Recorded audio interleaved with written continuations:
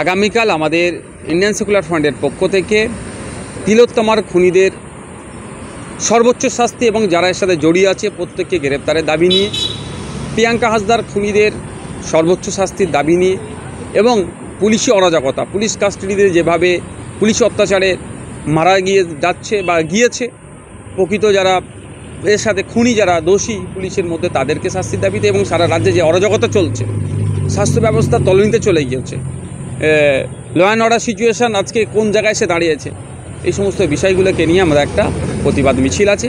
সাথে সাথে ওই প্রতিবাদ মিছিল থেকে আমরা আওয়াজ তুলব যে ব্যর্থ স্বাস্থ্যমন্ত্রীর পদত্যাগের আওয়াজ তুলব, ব্যর্থ পুলিশ মন্ত্রীর পদত্যাগের আওয়াজ তুলব। আগামীকাল 4:30 থেকে শিয়ালদা চত্বর থেকে আরজিকর অভিমুখে আমাদের পদযাত্রা আছে। যদিও এখন বর্ষার মৌসুম, ওয়েদার খারাপ হওয়ার পরেও আমরা ওই প্রোগ্রামটা করব। যারা আসবেন তাদের কাছে অনুরোধ এটাই, প্রত্যেককে যদি নিজের দায়িত্বে একটা করে ছাতা বা এই ধরনের করে রেনকোট বা এই ধরনের নিয়ে বর্ষাতে নিয়ে আসেন তাহলে ভালো হয়, কারণ এই সময় বৃষ্টির পানিতে ভিজলে অনেকের শরীর অসুস্থ হতে পারে।